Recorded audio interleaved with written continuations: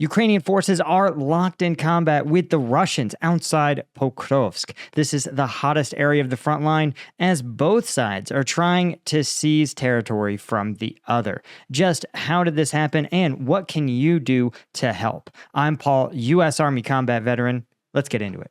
Okay, so this is a crazy story that you guys have probably heard about on the news for some time now. This is about the Russian efforts to seize Pokrovsk.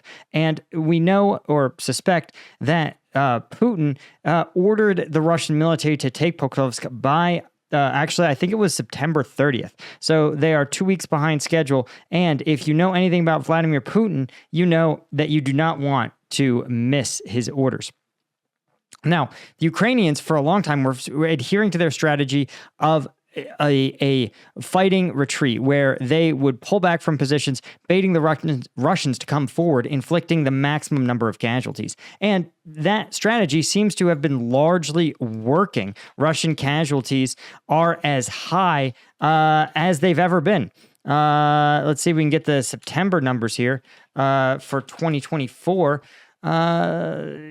This reports, according to the New York Times, September was the deadliest month for Russian troops in Ukraine, something like an average of 1,300 a day. But there's a problem, and that is that Pokrovsk is actually pretty important. And it seems the Ukrainian command has said that we are going to hold Pokrovsk. The reason is because basically the Russians have not been permitted to enter within about 10 kilometers of the city. So something in Pokrovsk actually is that important, and it kind of tracks, right? You can see the way that it's sort of a hub of a number of these large highways, and, open highways can move supplies quickly from place to place. They can bring wounded soldiers out, get fresh soldiers in, and it seems like Pokrovsk has been fulfilling that role for a long time. So the Ukrainians have likely said, listen, we'll do a fighting retreat everywhere else, but not here. And so they've held the Russians to basically this 10 kilometers from the city center almost perfectly. But I want to point some things out to you that I find interesting. First off, as we back up through time, you can see that while Russian advances have been much more gradual than we've seen up until this point, here is actually September. This is September 25th, and you can see that as we get into October, there's a real stagnation, right? The Russians, as much as they would love to, cannot seem to close the distance. And then you see here is the 10th. You can see them making some advances here near Mykolaiv.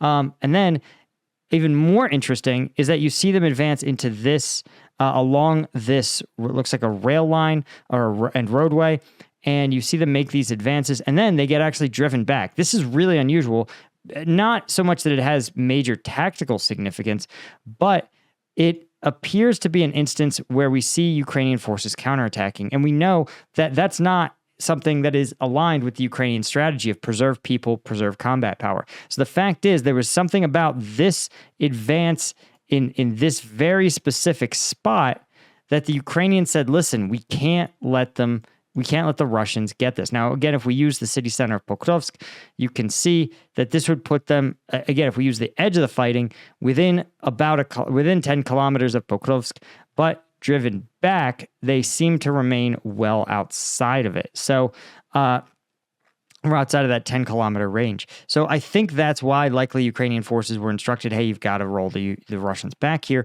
But again, this policy of tactical blows in order to blunt the Russian advance seems to be the pursuing strategy. But it's a tough time for fighting, guys.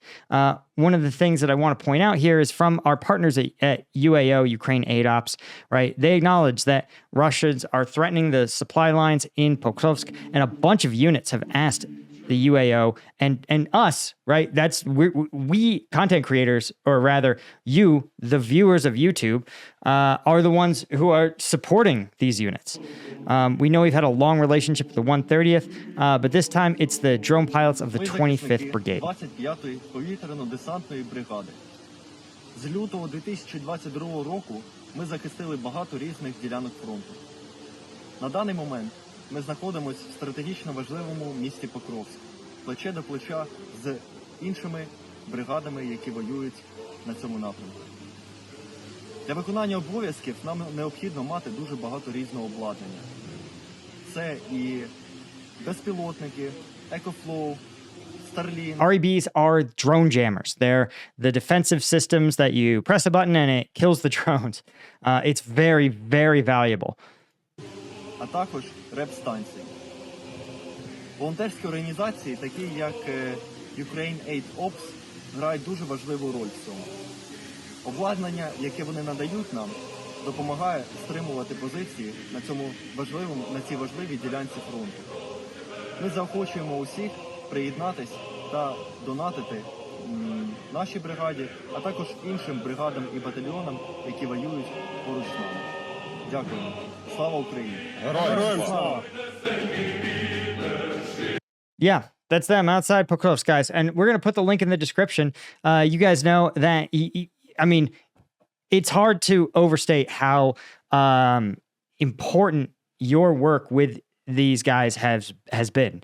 Honestly, one of the things you might have noticed is during the Kursk incursion, we partnered with them for several fundraisers. We had a ton of success, but that actually inspired a lot of other content creators in the Ukraine space to actually also partner with UAO. And so you had this compounding effect where even more creators reaching an even larger pro-Ukrainian audience were doing even more. And that sort of exponential effect. So when you guys prove that these fundraisers are not just possible, but valuable and really deliver the aid to the front lines that they claim to, that in turn inspires even more creators to get on the bandwagon, so to speak. And let's see if we can find it here. There was also recently, I don't even have it here, the UAO did do a massive drone delivery, something like 30 or 40 drones to one of the units in the 130th as a result of our fundraiser. So again, if you can help these guys out, the 25th, like I said, if give up your beer money, right? Instead of going out, have a nice drink at home in your backyard and filter that money. One of the things that's cool that they're doing is that they now have a $250 tier, as well as a $500 tier that's going to get you the different patches. I always appreciate it because to me, right, you can get a unit. I mean, listen, you can go online and buy a unit patch. But the difference is what they mean.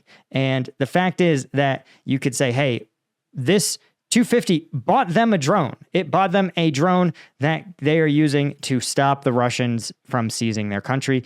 Again, so if you can, check the link in the description, check out all the rewards, and do your part to help these guys out. Every little bit helps. Again, a drone, $250. If everybody, listen, I know what it costs to go out. You get an appetizer, you get 2 drinks. In the US here, you're out $50. You're out 40 euros. So, cook at home for a night and help the Ukrainians put the Russians in their place. Okay. Anyway, guys, that's really all I had. Again, a huge thank you to you guys for what you do.